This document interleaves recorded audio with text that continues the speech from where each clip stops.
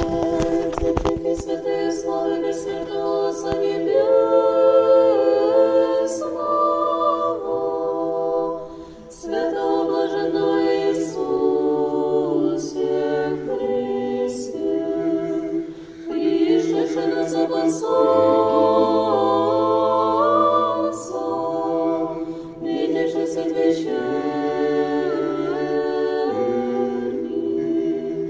уемался Сына и Святого Духа Бога, достоин всего современно подветилось преподобными, Сыне Божий живой,